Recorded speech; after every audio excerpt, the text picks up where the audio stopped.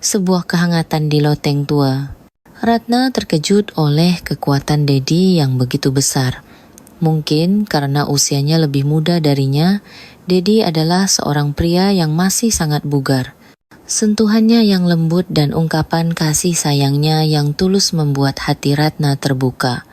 Meski Dedi mendekatinya dengan penuh gairah, sentuhannya tidak pernah melupakan kelembutan dan perhatian. Hati Ratna pun luluh. Ini adalah perasaan membahagiakan yang sudah sangat lama tidak ia rasakan. Ratna bertanya-tanya, apakah momen ini hanyalah mimpi? Bisa merasakan kebahagiaan seperti ini di usianya yang sudah melewati 60 tahun? Rasanya ia rela jika waktu berhenti saat itu juga. Ratna, yang berusia 63 tahun, menghela napas sambil menjemur pakaian di halaman rumahnya yang berlantai 2. Rumah itu terasa terlalu besar untuk ditinggali seorang diri. Sudah setahun sejak suaminya meninggal dunia, tetapi jejak kehadiran suaminya masih terasa di setiap sudut rumah, membuat hatinya terasa berat. Apa yang harus kulakukan dengan rumah ini? Ratna bergumam sambil memegang jepitan jemuran, menatap kosong ke langit. Uang pensiun suaminya saja tidak cukup untuk biaya hidup sehari-hari. Jika ditambah dengan tagihan listrik, air, dan biaya perawatan rumah lainnya, setiap bulan ia selalu merasa kekurangan. Namun, untuk menjual rumah ini, terlalu banyak kenangan yang tersimpan di dalamnya. Ini adalah tempat tinggal yang ia bangun bersama suaminya selama 30 tahun. Setelah berpikir selama beberapa hari, Ratna akhirnya memutuskan untuk menyewakan kamar loteng di rumahnya. Selain karena rumah ini terlalu besar untuknya, yang terpenting adalah ia harus menyelesaikan masalah biaya hidup. Setelah menghubungi agen properti untuk memasang iklan sewa kamar loteng, hatinya terasa sedikit lebih lega. Seminggu kemudian calon penyewa pertama datang. Dia adalah seorang pria bernama Dedi, berusia 68 tahun. Posturnya tinggi dan bahunya lebar, tetapi entah mengapa ada kesan kesepian pada dirinya. Dedi bercerita bahawa ia pernah bekerja sebagai tukang kayu, namun berhenti beberapa tahun lalu karena cedera lutut. Ia juga tidak pernah menikah karena harus merawat orang tuanya sejak lama. Dedi menceritakan keadaannya dengan tenang. Dalam suaranya, lebih terasa kepasrahan daripada penyesalan. Melihat Dedi, Ratna merasakan semacam ikatan batin. Keduanya sama-sama menghadapi sisa hidup mereka seorang diri. Kamar lotengnya agak dingin. Apa tidak apa-apa untuk Bapak? Tidak apa-apa, Bu. Justru saya suka karena tenang, jawab Dedi dengan sopan.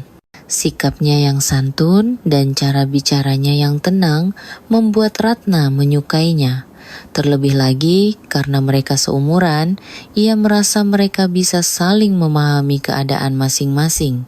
Pada hari Dedi pindah dan membawa barang-barangnya, Ratna mengamatinya dari balik jendela. Barang-barangnya tidak banyak, hanya sebuah koper kecil, satu kotak peralatan, dan sebuah radio tua. Melihat itu, hati Ratna tiba-tiba terasa pedih. Malam pertama sebelum tidur, Ratna menatap ke arah loteng. Ada seberkas cahaya kecil yang menyelinap keluar. Mungkin Dedi sedang merapikan barang-barangnya. Setelah sekian lama, merasakan kehadiran orang lain di rumah ini memberikan perasaan yang aneh. Tidak lagi merasa kesepian, tetapi di sisi lain juga terasa canggung. Apakah kami bisa hidup rukun? Gumam Ratna sambil menarik selimutnya hingga ke dagu. Tiba-tiba ada orang asing yang tinggal di rumah yang telah ia tempati sendirian selama setahun, sepertinya butuh waktu untuk beradaptasi. Namun, entah mengapa perasaannya tidak buruk. Rasanya seolah-olah rumah ini hidup kembali. 3 hari setelah Dedi pindah, Ratna untuk pertama kalinya menyapanya. Pagi-pagi sekali, saat ia sedang menjemur pakaian di halaman, terdengar suara langkah kaki menuruni tangga dari loteng. Selamat pagi Bu, sapa Dedi dengan hormat. Di tangannya ada sebuah kotak peralatan kecil. Ratna berpikir mungkin Dedi sudah mendapatkan pekerjaan di suatu tempat. Pagi sekali Bapak sudah berangkat.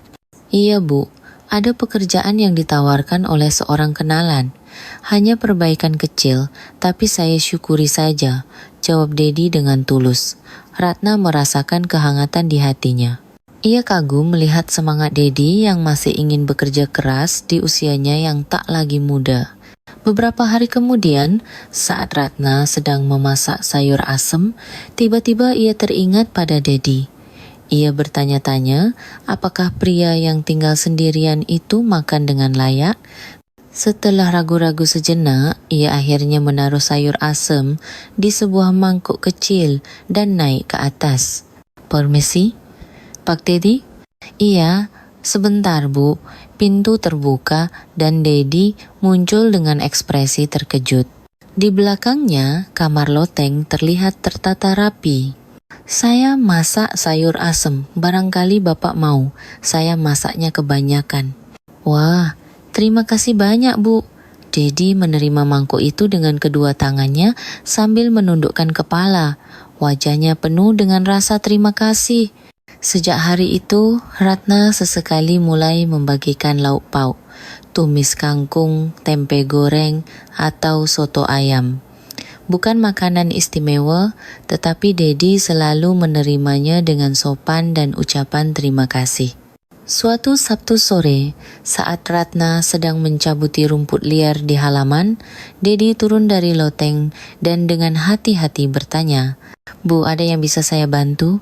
Pekerjaan di halaman pasti berat. Oh, tidak apa-apa, Pak. Saya sudah biasa.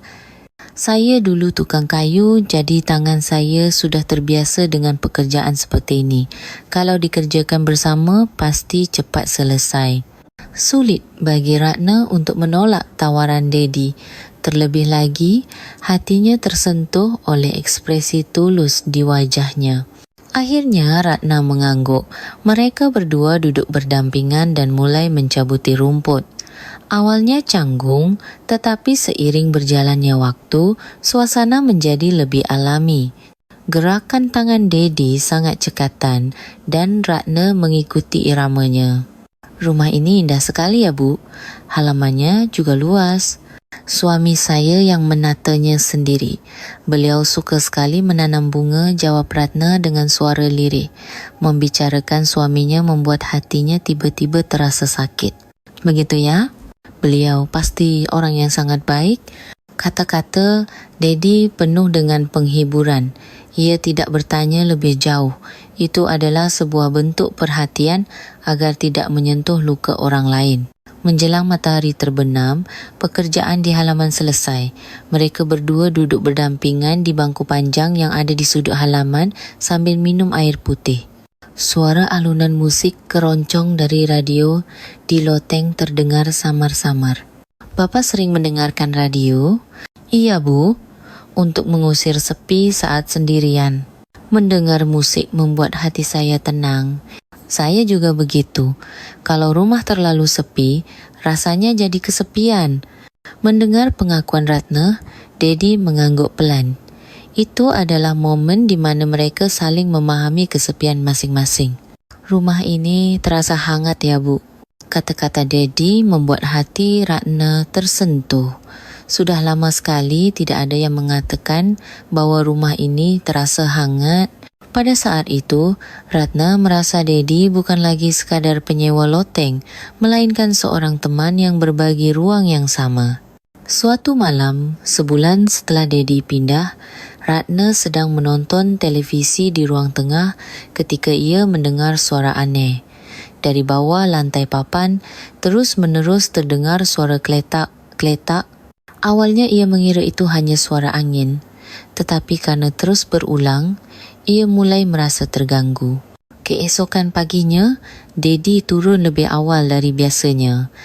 Wajahnya tampak penuh kekhawatiran. Ibu Ratna, maaf. Kalau ada waktu, bisakah ibu melihat sesuatu?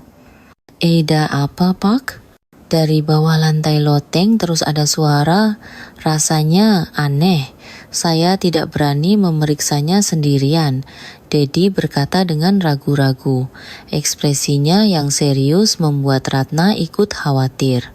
Baiklah, nanti malam kita lihat bersama. Terima kasih banyak, Bu. Maaf, merepotkan. Malam itu sekitar pukul 8, Ratna untuk pertama kalinya menaiki tangga loteng. Saat menaiki tangga yang sempit itu dengan hati-hati, jantungnya berdebar kencang. Rasanya canggung untuk memasuki ruang pribadi orang lain. Silakan masuk, Bu. Dedi membukakan pintu dan kamar loteng yang kecil itu terlihat. Ternyata lebih rapi dari yang ia bayangkan. Di sudut meja ada sebuah radio dan di dinding tergantung beberapa bingkai foto. Sepertinya foto orang tuanya. Kamarnya sunyi sekali ya, kata Ratna sambil melihat sekeliling. Benar-benar sunyi. Rasanya seperti waktu telah berhenti. Kalau sudah lama hidup sendiri jadi begini, Bu. Jadi tidak suka suara bising, jawab Dedi sambil tersenyum sedih. Dari kata-katanya, terasa kesepian yang mendalam. Suaranya dari mana ya, Pak? Di sini, Bu, bagian ini. Dedi menunjuk ke lantai papan. Ratna mendekat dan menempelkan telinganya. Memang benar, terdengar suara kletak. Kletak. Aneh sekali ya, apa ada yang kendor? Ratna membungkuk untuk melihat lebih dekat. Pada saat itulah, mungkin karena lantainya licin, Ratna kehilangan keseimbangan dan hampir jatuh. Astaga, seketika Dedi dengan sigap menangkap Ratna. Dalam sekejap, Ratna berada dalam pelukannya. Wajah mereka menjadi sangat dekat. Saking dekatnya, mereka bisa merasakan napas satu sama lain. Waktu seolah berhenti. Ratna merasakan kehangatan tubuh Dedi. Kehangatan tubuh seorang pria yang sudah lama tidak ia rasakan. Dedi juga menatap Ratna sambil menahan napas. Saat itulah Dedi perlahan mencium bibir Ratna. Ratna tidak menolaknya, justru ia membalas ciumannya. Keduanya sudah terlalu lama hidup dalam kesendirian. Malam itu mereka menjadi penghibur bagi satu sama lain. Ratna terkejut oleh kehangatan Dedi. Mungkin karena usianya lebih muda, Dedi adalah pria yang masih sangat bugar dan kuat. Sentuhannya yang lembut dan ungkapan kasih sayangnya yang tulus membuat hati Ratna terbuka. Meski Dedi mendekatinya dengan penuh gairah, sentuhannya tidak pernah melupakan kelembutan dan perhatian. Hati Ratna pun luluh. Ini adalah perasaan membahagiakan yang sudah sangat lama tidak ia rasakan. Ratna bertanya-tanya, apakah momen ini hanyalah mimpi? Bisa merasakan kebahagiaan seperti ini di usianya yang sudah melewati 60 tahun. Menjelang subuh, barulah keduanya tersadar. Mereka merasa malu, tetapi tidak ada penyesalan. Justru, hati mereka terasa hangat. Sudah lama sekali rasanya, kata Ratna dengan malu-malu. Dedi mengangguk sambil tersenyum. Saya juga, Bu. Saya tidak tahu kalau saya masih punya perasaan seperti ini. Mereka berpisah setelah saling mengucapkan selamat pagi. Pada akhirnya, mereka tidak berhasil memastikan sumber suara dari bawah lantai itu. Tapi itu tidak lagi penting. Bagi mereka, malam itu adalah malam berharga di mana mereka saling memastikan perasaan masing-masing. Keesokan paginya, Ratna bangun lebih siang dari biasanya. Malam sebelumnya terasa seperti mimpi. Saat bercermin, wajahnya tampak merona. Perasaan sebagai seorang wanita yang telah lama hilang membuat hatinya campur aduk. Dedi sepertinya sudah berangkat kerja pagi-pagi. Tidak terdengar suara dari loteng. Ratna merasa lega sekaligus kecewa. Ia malu untuk bertemu, tapi di sisi lain ia juga merindukannya. Sekitar pukul 2 siang, terdengar suara sesuatu diseret dari loteng. Sepertinya Dedi sudah kembali, jantung Ratna berdebar kencang. Tak lama kemudian Dedi turun. Di tangannya ada sebuah kotak logam kecil. Wajahnya penuh dengan ekspresi kebingungan. Ibu Ratna, coba lihat ini. Apa itu, Pak? Tanya Ratna penasaran. Dedi menunjukkan kotak itu. Kelihatannya seperti brankas kecil. Tampak tua tetapi terlihat kokoh. Tadi saya periksa lagi bahagian bawah lantai yang semalam tidak sempat kita lihat. Ternyata ada sambungan papan yang aneh. Saya coba buka. Ternyata ada ini. Dedi menjelaskan situasinya. Brankas itu tersembunyi di sudut lantai, tertutup debu tebal. Ibu kan pemilik rumah ini, apa ibu tahu sesuatu tentang ini? Ratna menggelengkan kepala. Mungkin suaminya yang menyembunyikannya, tetapi ia sama sekali tidak tahu. Boleh kita buka? Tanya Ratna. Ia penasaran dan karena benda itu ditemukan di rumahnya, ia merasa berhak untuk memeriksanya. Tentu, Bu. Dedi mengambil obeng kecil dan dengan hati-hati membuka brankas itu. Kuncinya sudah tua, jadi tidak terlalu sulit untuk dibuka. Begitu tutupnya terbuka, keduanya terkejut. Di dalamnya ada tumpukan uang tunai, lembaran uang 100 ribuan dalam beberapa ikat. Kira-kira lebih dari 100 juta rupiah. Apa ini? Tanya Ratna dengan suara bergetar. Selain uang tunai, ada juga sebuah buku catatan tua dan beberapa dokumen yang terlihat seperti polis asuransi. Dedi mengambil buku catatan itu dan membukanya. Di dalamnya tertulis tanggal dan beberapa catatan. Di antara catatan itu, nama Chandra muncul berulang kali. Chandra, apa ibu kenal nama ini? Baru pertama kali dengar, sepertinya tidak ada kenalan suami saya yang bernama itu. Ratna bingung. Mengapa suaminya menyembunyikan hal seperti ini? Terlebih lagi, dari mana datangnya uang sebanyak ini? Ketika buku catatan itu diperiksa lebih teliti, ada catatan aneh. Sepertinya catatan transaksi uang, tetapi tidak terlihat seperti transaksi yang sah. Dilihat dari tanggalnya, catatan itu berhenti 6 bulan sebelum suaminya meninggal. Aneh sekali. Kenapa suami ibu melakukan ini? Suara Ratna bergetar. Fakta bahwa ada sisi dari suaminya yang tidak ia ketahui setelah hidup bersama selama 30 tahun membuatnya terguncang. Sebaiknya kita laporkan ke polisi, Bu, untuk berjaga-jaga, usul Dedi dengan hati-hati. Namun, Ratna ragu. Ini bisa merusak nama baik suaminya. Kita pikirkan dulu, jangan bertindak gegabah. Kalau begitu, kita simpan dulu di tempat yang aman, siapa tahu ada yang datang mencarinya. Kata-kata Dedi membuat Ratna cemas. Mungkinkah ada yang datang mencari benda ini? Mungkinkah orang bernama Chandra itu akan muncul? Malam itu, Ratna tidak bisa tidur.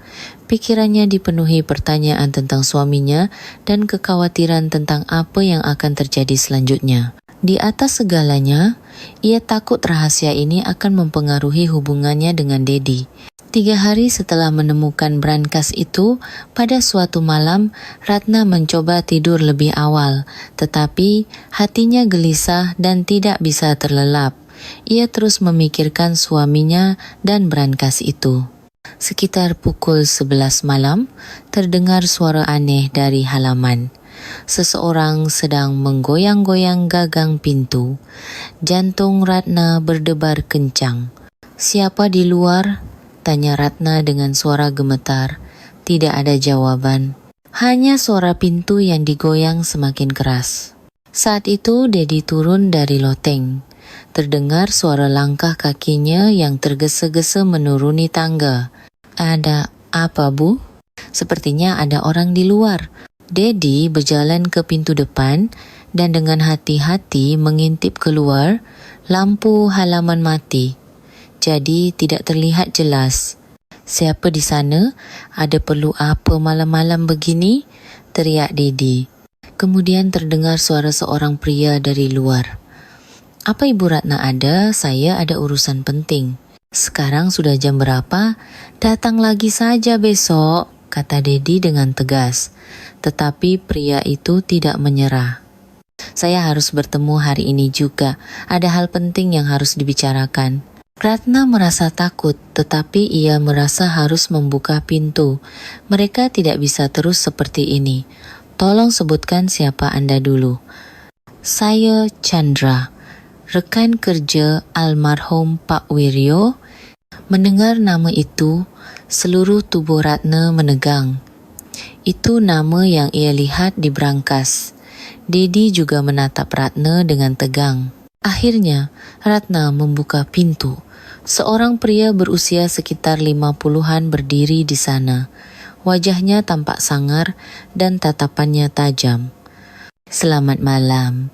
Butuh waktu lama untuk menemukan tempat ini, kata Chandra sambil memaksakan senyum. Tapi senyumnya sama sekali tidak tulus. Ada urusan apa datang selarut ini? Sebelum meninggal, Mas Wiryo punya janji pada saya. Saya datang untuk menanyakan apa beliau meninggalkan sesuatu. Kata-kata Chandra membuat jantung Ratna berdebar kencang. Benar, ini pasti berhubungan dengan brankas itu. Janji apa ya? Saya tidak pernah dengar. Mungkin saja. Ini kan janji antar laki-laki. Pasti ada uang yang beliau simpan. Itu seharusnya bagian kami. Chandra mulai menunjukkan warna aslinya. Suaranya terdengar mengancam.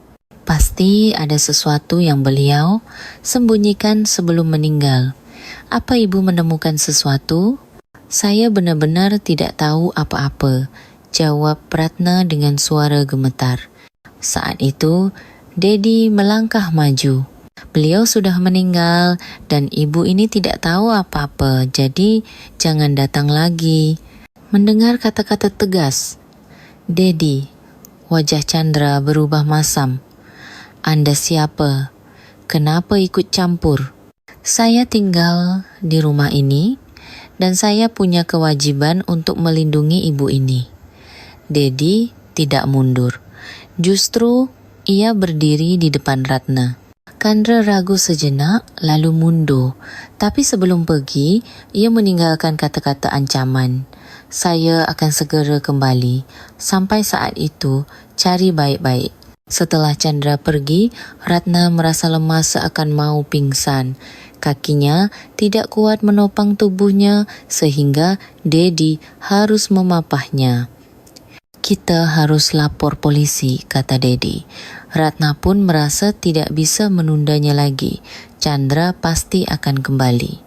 15 menit kemudian, polisi datang. Ratna menjelaskan semuanya dari penemuan brankas hingga kedatangan Chandra. Polisi mengatakan akan mengeluarkan perintah larangan mendekat untuk Chandra.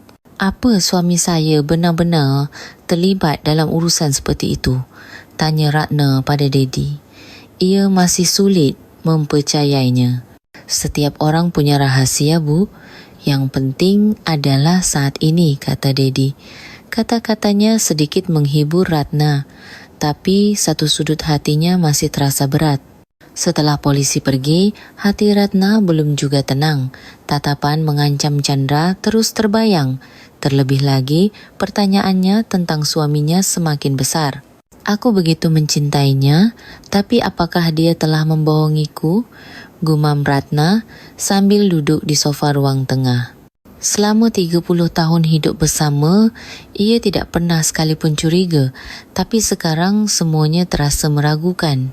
Dedi duduk di sebelahnya dan berkata dengan hati-hati, kebenaran akan tetap ada, bahkan setelah seseorang meninggal. Tapi bagaimana kita menjelaskan uang ini? Jelas ini didapat dengan cara yang tidak benar. Suara Ratna bergetar. Pikiran bahwa suaminya yang selama ini ia banggakan mungkin telah melakukan hal buruk membuatnya sakit hati. Yang lebih penting sekarang adalah keselamatan Ibu Ratna. Orang bernama Chandra itu bisa datang lagi. Dedi benar-benar mengkhawatirkan Ratna. Tatapannya yang hangat membuat hati Ratna perlahan-lahan menjadi tenang. Keesokan paginya Ratna mengambil keputusan. Ia akan pergi ke kantor polisi, menunjukkan brankas itu dan menjelaskan situasinya dengan gamblang. Ini adalah bagian yang saya sendiri tidak tahu. Saya tidak tahu apa yang suami saya lakukan. Di kantor polisi, Ratna menceritakan semuanya dengan jujur. Petugas yang menanganinya mengangguk dengan ekspresi memahami. Sebenarnya kami sudah menyelidiki tentang Chandra, dan banyak dari perkataannya yang bohong, kata petugas itu. Ratna terkejut. Maksud papak? Hubungan bisnisnya dengan almarhum juga tidak jelas. Justru sepertinya setelah almarhum meninggal, dia terus berusaha mendekati ibu untuk mengincar uang itu. Mendengar penjelasan polisi, situasinya perlahan menjadi jelas. Chandra mencoba memanfaatkan kematian suaminya untuk merampas uang. Jadi maksud Bapak, suami saya mungkin tidak benar-benar melakukan hal buruk. Belum bisa dipastikan, tapi sulit untuk mempercayai klaim Chandra begitu saja.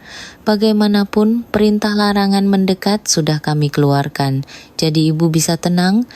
Dalam perjalanan pulang dari kantor polisi, hati Ratna terasa jauh lebih ringan. Meskipun masih ada pertanyaan, setidaknya ada harapan bahwa suaminya bukanlah orang jahat. Ketika sampai di rumah, Dedi sudah menunggu di halaman. Melihat ekspresi Ratna, ia tampak lega. Bagaimana, Bu? Syukurlah, kata polisi. Perkataan Chandra itu tidak bisa dipercaya. Untuk sementara ini, kita aman. Setelah Ratna menjelaskan situasinya, Dedi juga terlihat lega. Ngomong-ngomong, terima kasih banyak ya Pak, sudah melindungi saya semalam. Ratna benar-benar berterima kasih. Tanpa Dedi, ia pasti akan gemetar sendirian di hadapan Chandra. Sudah sewajarnya Bu, kita kan tinggal serumah, jawab Dedi dengan malu-malu, tapi dari sorot matanya terasa ketulusan. Malam itu mereka berdua minum teh bersama di ruang tengah. Beberapa hari yang lalu masih terasa canggung, tapi sekarang sudah terasa alami. Menghadapi krisis bersama tampaknya membuat mereka semakin dekat. Apakah sekarang kita benar-benar bisa hidup tenang? Tanya Ratna. Ia masih merasa sedikit cemas. Tentu saja, karena kita bersama, kata Dedi. Hati Ratna terasa hangat. Ia suka kata kita, rasanya tidak lagi sendirian. Sejak malam itu, hati Ratna menjadi tenang. Pertanyaan tentang suaminya sudah sedikit teratasi, dan yang terpenting, ia kini memiliki teman yang bisa diandalkan, yaitu Dedi.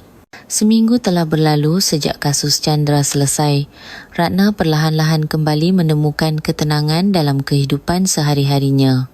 Namun, di satu sudut hatinya masih ada perasaan yang rumit terhadap Dedi. Suatu Kamis sore saat Ratna sedang menjemur pakaian, tiba-tiba ia teringat pada Dedi. Malam itu, saat mereka saling menghibur, terus terbayang di benaknya. Itu adalah perasaan yang melampaui hubungan antara pemilik rumah dan penyewa.